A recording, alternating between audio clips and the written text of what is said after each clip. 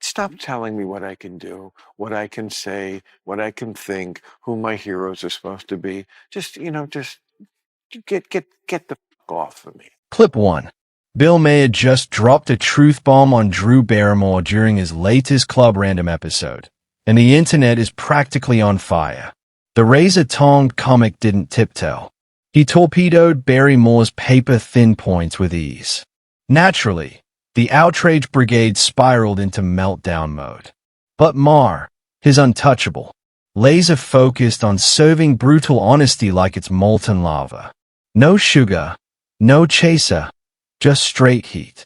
So if you've been sleeping on this, now's the time to hit that subscribe button because the flames are only climbing higher. You're a very discerning man. When it comes to a lot of things, you are. It's a charitable word for it, but I appreciate it. Yes, I think I am. I mean, I've watched you for decades go out there and speak your truth. yeah. I don't think there is anything that exists of the truth. It's your truth. And There is also in life the truth. We may not always be able to discern it, but there is the truth. So Barrymore trotted out one of the woke mob's greatest hits. Truth is relative. You've heard it before, probably more times than you stubbed your toe. The moment you drop hard facts on a woke crusader, they scurry to their comfort blanket. That's your truth. Let me live mine. Sounds deep, but it's really just intellectual fast food. Cheap, greasy, and pretending to be satisfying. Here's the inconvenient reality check. There are facts and there are opinions. Full stop. Facts don't clock out because your feelings filed a complaint. Gravity doesn't care if your ego bruises along with your knee. Opinions, though, they are a mixed bag. Tie them to facts and they stand tall. Build them out of vibes and fairy dust and they crumble faster than a bad stool. That's where Barrymore's logic flopped. It wasn't bold or liberating. It was pure escapism. And Maher, unsurprisingly, wasn't in the mood to hand out hall passes. But it's very hard to be the one on either side to ever proclaim you know what it is. That is a dangerous thing to do. Agreed. We always need to hear because we don't know. We're not God. no, Right. no. But it does exist, the truth. Not everything is just your truth. I mean, your truth has become sort of like code word for just whatever I feel like believing. Well, that's not really the same thing as your truth. You feel this way. Yes. Feeling is not enough for me. And Bill fires off yet another arrow, nailing the paper-thin armor of the woke mob. Their entire strategy is feelings over facts, a house of cards built on mood swings. Instead of admitting it, they scramble for obscure, cherry-picked tidbits that can't hold a drop of water, trying to prop up arguments that fold the moment reality leans on them. Feelings are fickle. Today you're sure, tomorrow you're second-guessing. You can't construct anything sturdy, rational, or lasting on ground that shifts with every gust of emotion. Yet somehow, the woke brigade insists on using these shaky sentiments to justify life-altering decisions, like pushing kids into transitions before they've even picked a favorite cartoon character. That's not compassion. It's chaos. It's reckless. And Maher carved right through the illusion with surgical precision. Truth doesn't bend to emotions.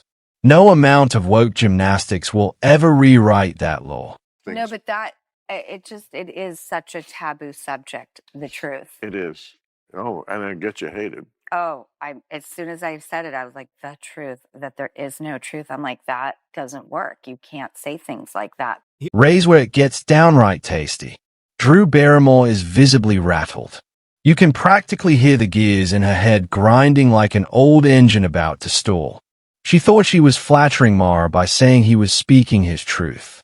But Maher, sharp as a scalpel, cut her mid-sentence. There's no your truth or my truth. There's just the truth. And that's when Drew's composure imploded. For a few agonizing beats, she stammered, sputtered, and flailed like a deer frozen in headlights. That's what happens when cold, unshakable truth slams into woke dogma. It doesn't bruise, it demolishes.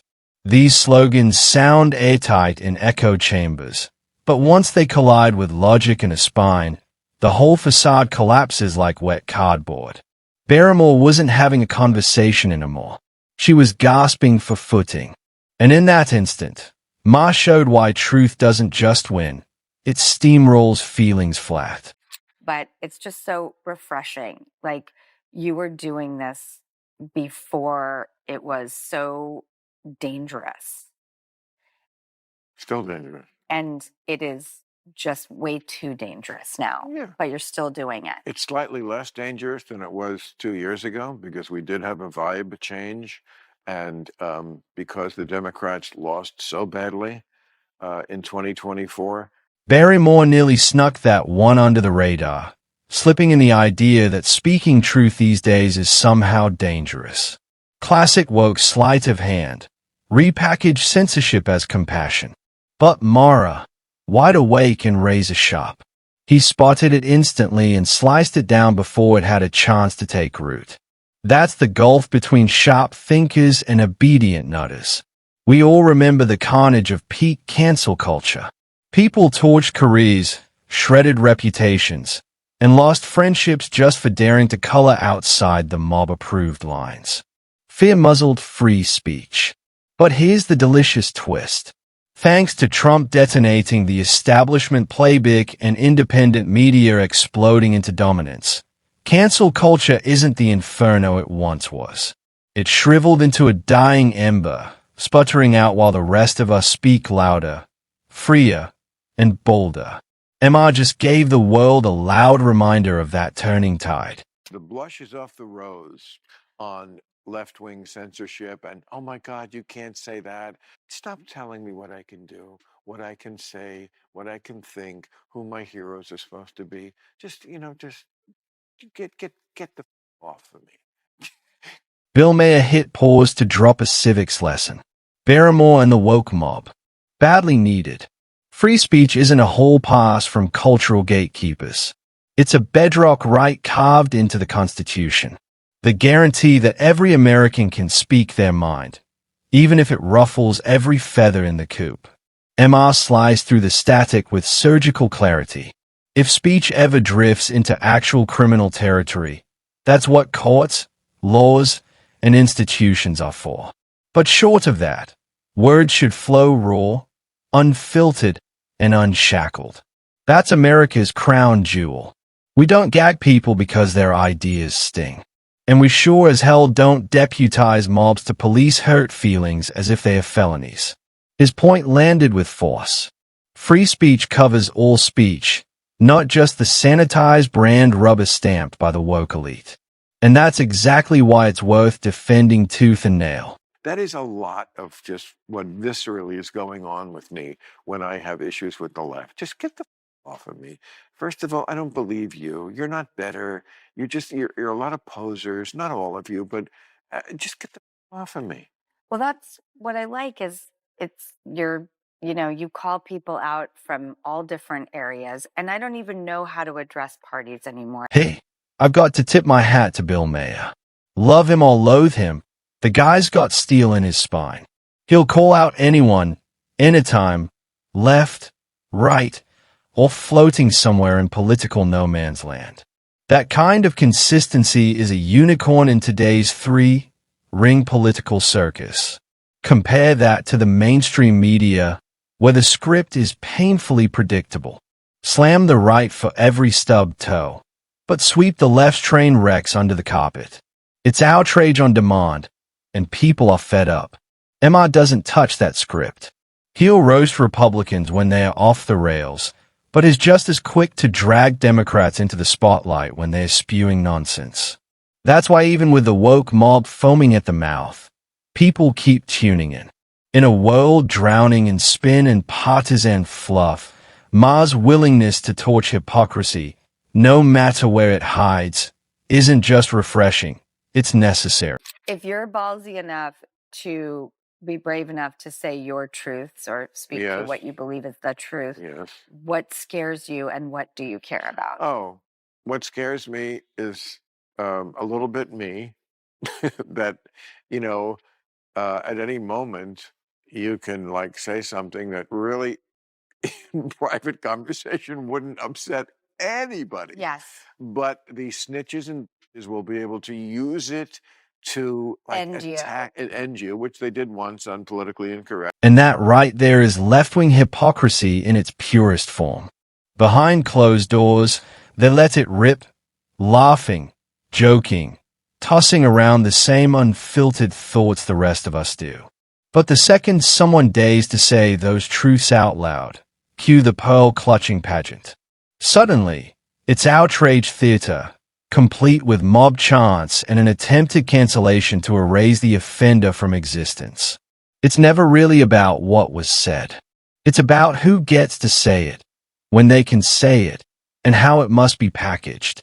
Step outside that script and the mob descends with claws out. That's why cancel culture has always been a sham. It isn't rooted in morality, it's rooted in control. And every time someone refuses to bow to that censorship, the mask slips further. The hypocrisy becomes impossible to ignore and even harder to defend.